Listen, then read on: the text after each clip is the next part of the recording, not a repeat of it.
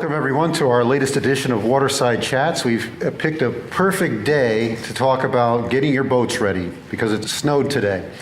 So that's what we're going to be talking about today with our Rear Commodore and Hull and Launch Committee Chairman Cliff Cohen. Welcome, Cliff. Welcome, Jim. Thank you. So what we're going to talk about today is what you can and can't do in the yard as you prepare your boat for the launch season. So Cliff, what are some things that the members have to be mindful of when working on their boats? Well, the first thing they need to be aware of and to keep in mind is to drive very carefully through the yard, especially at the beginning of the season when there's a lot of boats and we have not put any boats in yet.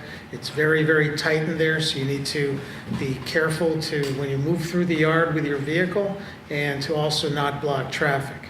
Once you're working on your boats, it's important to take and remember that we need to be mindful of the ground. We don't want to take and put sanding dust or other materials, fluids and so on that might pollute the ground. And when sanding your bottom of your boats, you want to always use a containment sander and vacuum so that the bottom dust does not blow on everybody else's boat and your own, because it will stain the fiberglass. Yeah, we definitely want to be courteous in that way. We've had a couple instances in the last couple of years where members have gotten done waxing their boats and they come back and they find blue bottom paint or black bottom paint. It's kind of frustrating. The other thing on my end, if you're going to have contractors work on your boat, you can do that. But as a member, you have to make sure that that contractor has insurance filed in the office with us, and also they have to sign in and out. There's a sign up right outside the office. They can do that, but it's very important because if they're on the property and they don't have the proper insurance, we're going to ask them to leave. So that's the member's responsibility to make sure that their contractor has that information on file.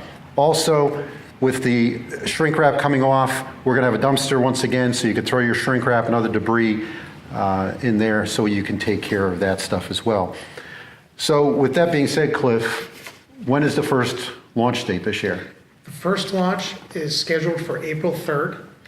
The sign-up book will be available in the clubhouse on the evening of the March membership meeting. And I would ask everybody to please sign up just as soon as possible and be mindful, if you will, of where your boat is in the yard. If you came out last and you're in the fairway, for example, your boat needs to go in first and soon. So we would ask that you sign up as early as possible, and folks who, much like my boat, that's all the way in the yard along the fence, I will go with one of the later dates. All right, great. So there's some information for us to keep in mind. We're always looking for volunteers to help us out with the Hull and Launch Committee, so if you can do that, let myself or Cliff know. If you have any further questions, feel free to contact myself or Cliff, and we'll see you next time on Waterside Chats. I think I'll lose my mind if I hear one more time. Little